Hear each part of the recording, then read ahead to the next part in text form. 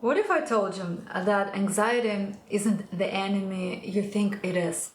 Instead of trying to push it away, you could use it as a guide, a signal pointing to something deeper within yourself. Anxiety is not just discomfort, it's a message. Sometimes it is that missing piece that is needed for the puzzle for you to be able to meet your needs and grow closer to becoming true self. But let's be real, anxiety is hard. Its undefined nature makes it feel endless and torturous. So instead of resisting it or trying to erase it, what if you learned to listen to it, to understand what it is really trying to tell you? Because real self-love isn't about cutting away the uncomfortable parts of yourself. It's about embracing and learning from them. In this video, I'm going to explore 3 key insights, the most common causes of anxiety. If you recognize yourself in one of these scenarios, anxiety will no longer feel like an undefined, overwhelming force in your life. Instead, you'll start to understand it, and it will loosen its grip on you. As a bonus, I'm going to reveal how anxiety might be influencing your sex life in surprising ways, and share a link to a test that compares your anxiety levels with others. Plus, it will contain a few simple techniques you can start using today to feel more grounded. But before we dive in, don't forget to give this video a thumbs up to support this channel. Let me know you are enjoying these kinds of topics so I can continue making more videos like this. And the first common cause of anxiety is unresolved emotional experience.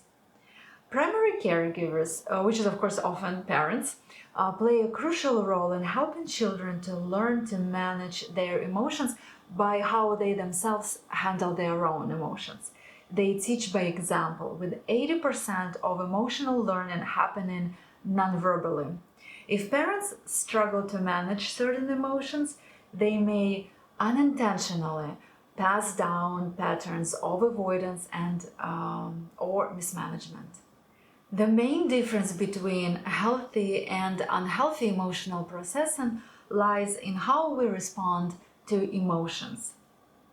Unhealthy processing happens when we judge ourselves based on how we feel.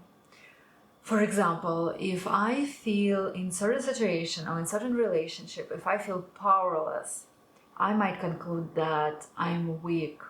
But powerlessness is not weakness. It's a sign that I have reached a boundary or a limit. Recognizing this helps us step away from situations we cannot change, so we can focus on better opportunities. When we misunderstand or judge emotions, avoidance becomes a habit. We start rushing past feelings instead of processing them, leaving them unresolved. Suppressed emotions do not go away just because they are suppressed. They start resurfacing later as unexplained emotional outbursts, basically anxiety. If you've started wondering by now how your anxiety levels compares to others, and what you can do about it today, DM me the word anxiety on Instagram. The QR code is on the screen. There's also a link in the description below, and I'll send you a test to help you understand your anxiety level and share a few practical tools to manage it and understand it better. The second common cause of anxiety is everything that was interrupted or suppressed. Anxiety is not just about emotions, it's also tied to thoughts, actions, and decisions that were interrupted or left incomplete. To address anxiety, reflect on what happened before it appeared. What events or emotions or reactions were halted or suppressed? Have you recently experienced a moment where you felt unhappy with yourself or you felt critical about yourself? Have you felt anywhere unsafe? Examining these moments can uncover the root of your anxiety and help you restore a sense of flow. And the third common cause of anxiety is repressed aggression. Aggression is not an emotion. Aggression is neutral energy. It's a driving force behind action and boundaries. However, societal norms or family tradition can view certain expression of aggressions as negative. For instance, a girl might be told, do not be bossy because you're a girl. Simply because society often stereotypes certain qualities as unsuitable for women. Instead of acknowledging, like in this example, that that kind of assertiveness can be a good foundation for great leadership qualities.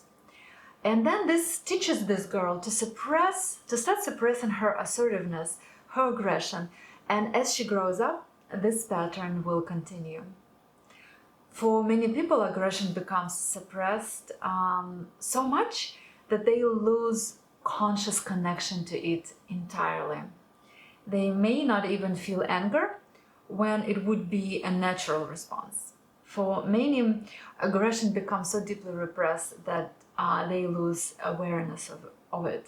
For example, a woman might discover her husband has cheated on her, but she immediately suppresses anger because she subconsciously is afraid that any anger will destroy what's left of their connection. That unprocessed anger may later show up as overreaction in other areas of life, like yelling at a stranger in traffic. In some cases, aggression bypasses consciousness entirely and starts manifesting as physical symptoms or persistent anxiety. So aggression is continuously pushed out of conscious awareness, and the psyche begins to use projection. Projection is a defense mechanism where a person unconsciously transfers their own feelings or impulses onto someone or something else, so the psyche does not have to deal with it directly. As a result, aggression gets projected outward, making it feel like the threat is coming from the outside. And you can add any irrational fears here that suppressed aggression can be cause of them as well. So anxiety often feels like an external danger, and that's why. Even when there is nothing objectively wrong. And then there is an additional twist. Suppressed aggression leads to anxiety, but anxiety increases aggression. Here is how it works.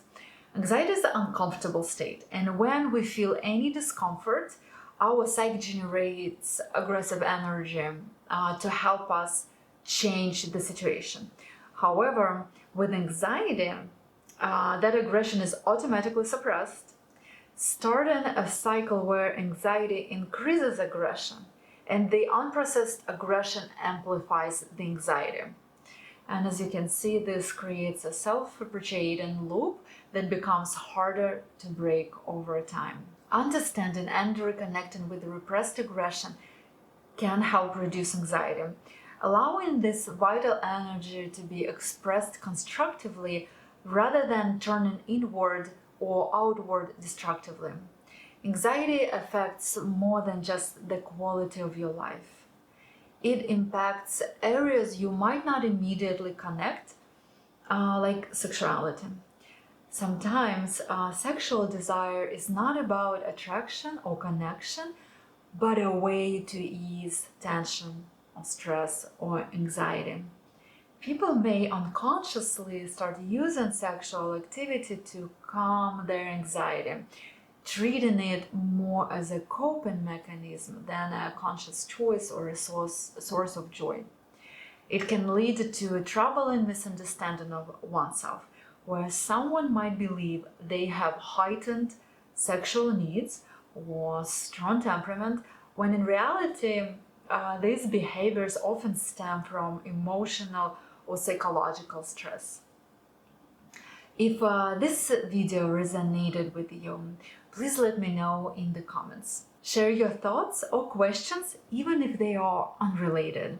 And let me know if there is a topic you'd like me to explore further in future videos. The link to a hypnosis session for anxiety is on the screen now. And if you listen to it regularly, you'll start noticing results in about 7 days. Don't forget to like and subscribe and support this channel. And stay tuned for more practical tips and insights about psychology.